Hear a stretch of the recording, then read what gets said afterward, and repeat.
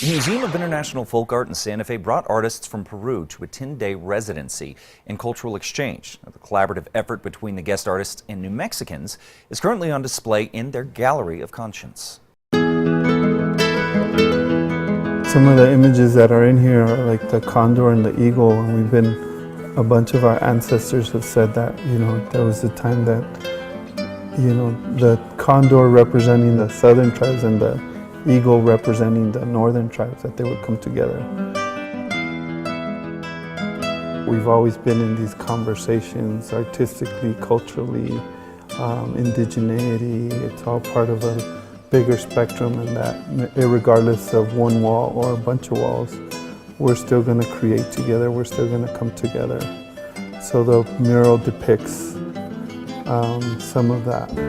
The Museum of International Folk Art in Santa Fe is home to a Gallery of Conscience, part of a worldwide collective of museums and historic sites committed to sharing the stories of social justice in both triumph and tragedy. We've taken that opportunity to delve a little deeper into the lives and histories around the folk art that we collect and display here.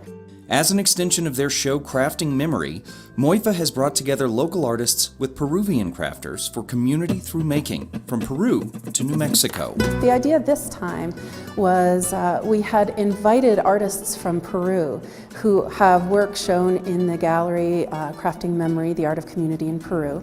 And we thought we would try to pair them with artists and community members from here in northern New Mexico. Among those pairings are members of the Alas de Agua Art Collective in Santa Fe, with Peruvian artists from the art collective Amapalai. This piece is a collaborative piece from different Alas de Aguas members. It's called Build Those Walls, We Come From the Stars.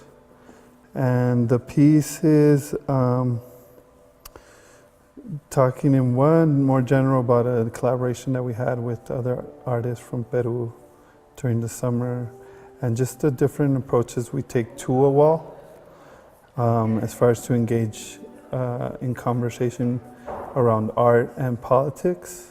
In addition to this ongoing collaboration, the installation brought other mediums and artists together in creative discussion. We had members of the families of the disappeared in Peru who are making artwork addressing that recent painful history.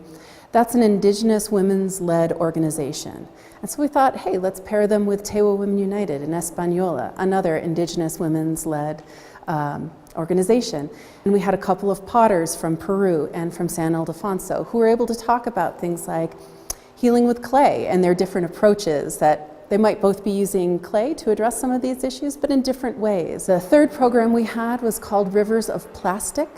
That was Aymar Copacati. He's Aymara, and so he noticed how plastic was really invading his family's community in Peru, and he's made these giant knit sculptures out of plastic from Lake Titicaca.